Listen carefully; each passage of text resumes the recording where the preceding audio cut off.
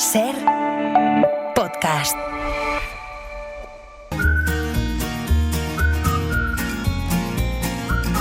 Hoy por Hoy Magazine.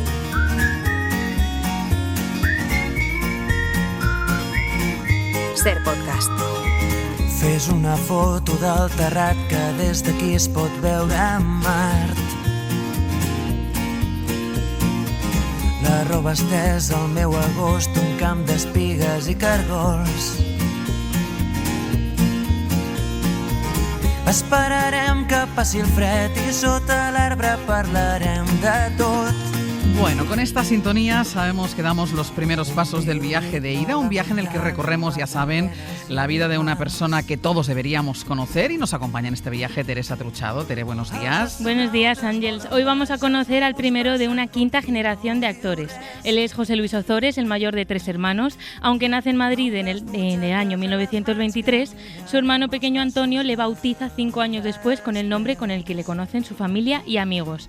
Lo explica César Combarros, periodista, historiador y autor de José Luis Ozores, La sonrisa robada. Bueno, le bautizan como José Luis. Lo que pasa es que cuando nació su hermano Antonio, escuchaba a la madre de ellos llamar a José Luis Pepe Luis. Entonces él no pronunciaba muy bien Antonio de chiquitín y un día que le llamó Peliche y se quedó con Peliche, que era un poco el mote cariñoso con el que le conocían los más allegados.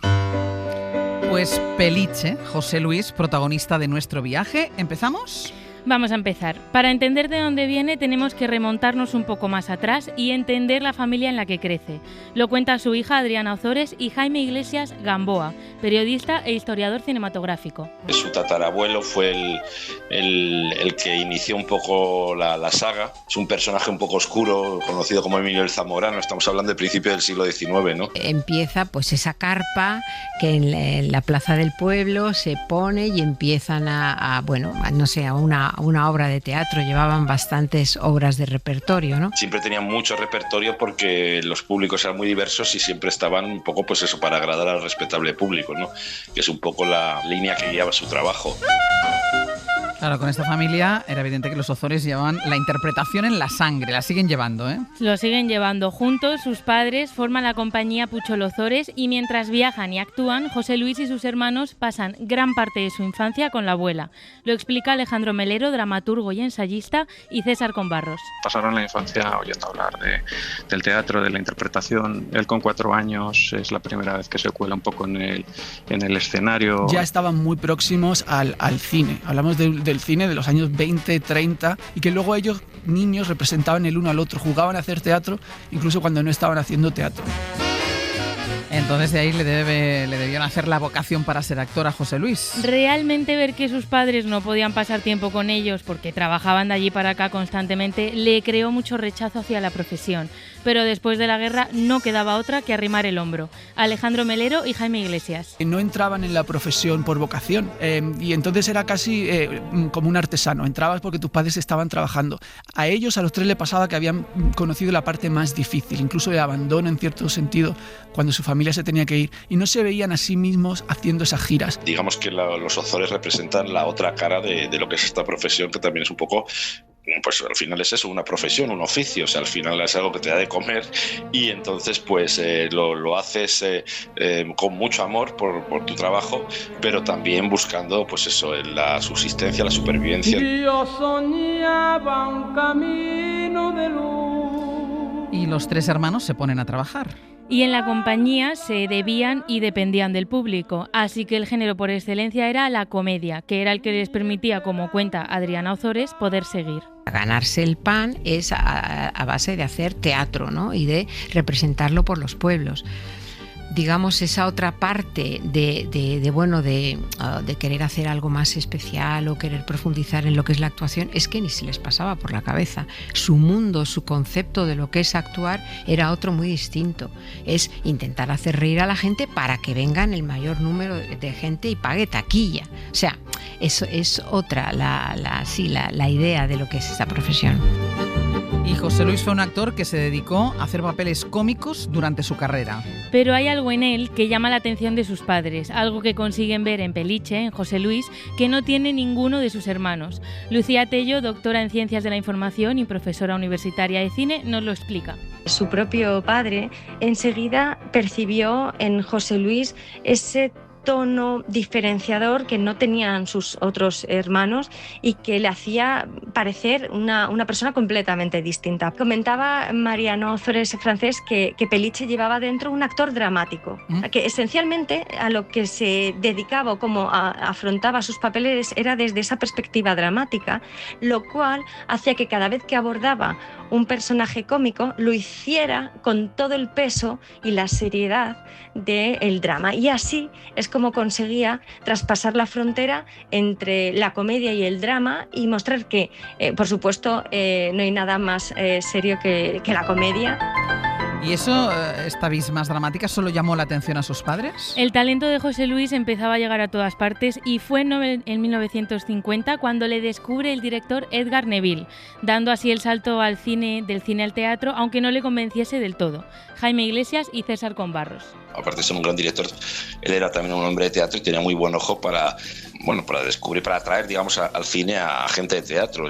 Entonces le ficha para El último caballo para hacer un papel importante, que no era el protagonista, porque el protagonista del Último caballo es Fernán Gómez, pero es el amigo del protagonista, ¿no? Entonces digamos que en cartel es el tercer papel en importancia. Y bueno, a él el cine, de hecho... Contaba que le había escrito a su familia una carta que decía: esto es más frío y más mecánico que el demonio.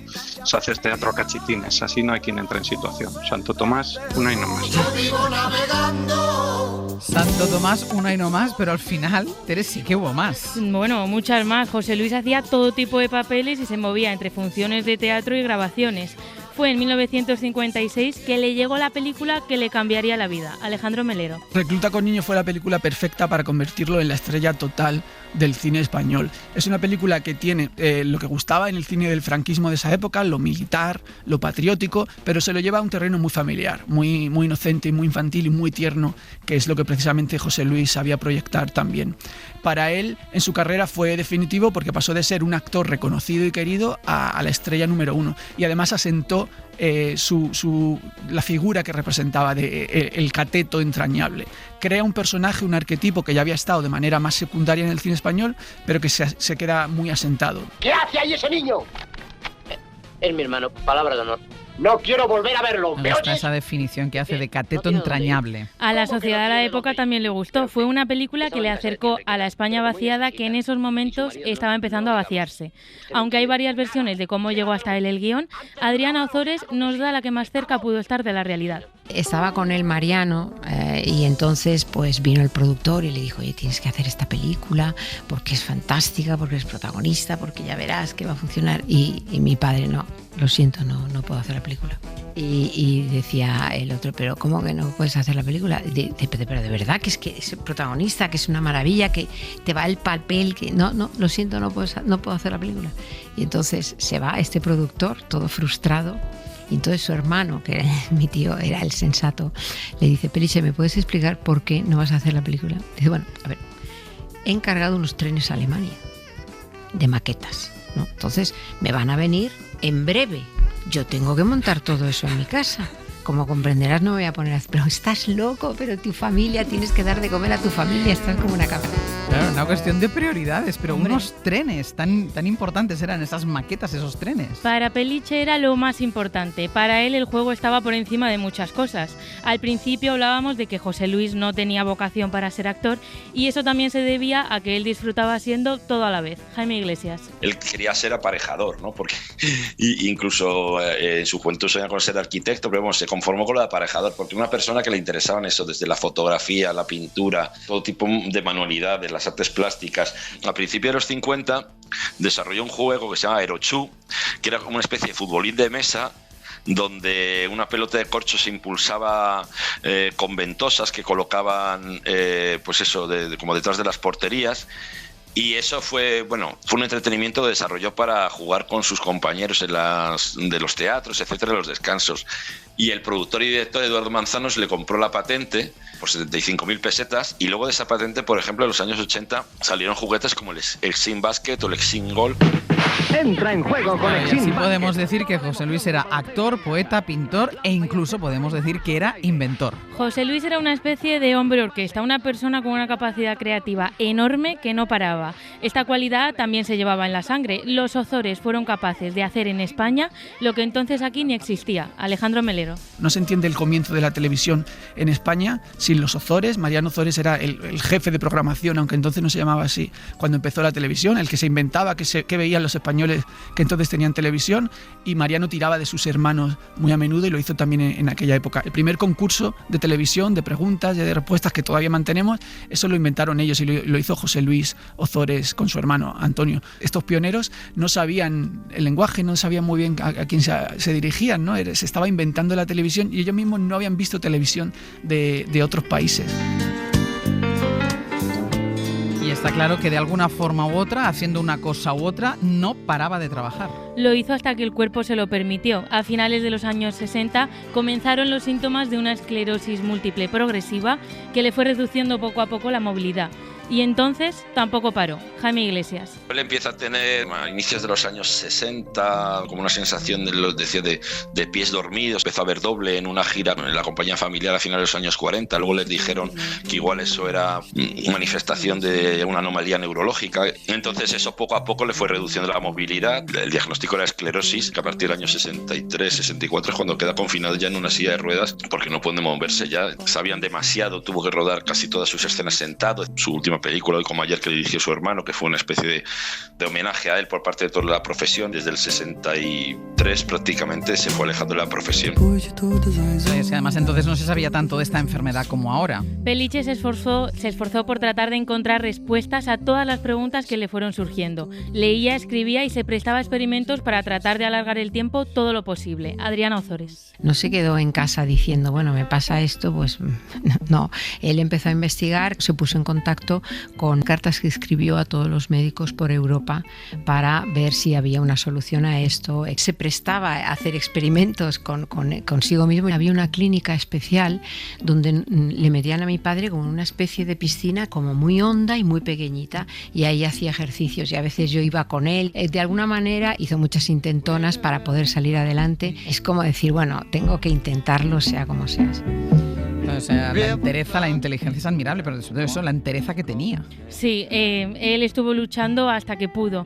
De hecho, estuvo aquí en un programa de la cadena SER, en Ustedes son formidables, con su amigo Tony Leblanc. Te lo va a contar César Conbarros. Ahí lo que hicieron fue organizar un programa especial dedicado a Peliche, a José Luis, para recaudar fondos para su familia. La única obsesión de José Luis en los últimos años de su vida era que no quedaran desatendidos cuando él ya no estuviera, pues su mujer y sus hijos.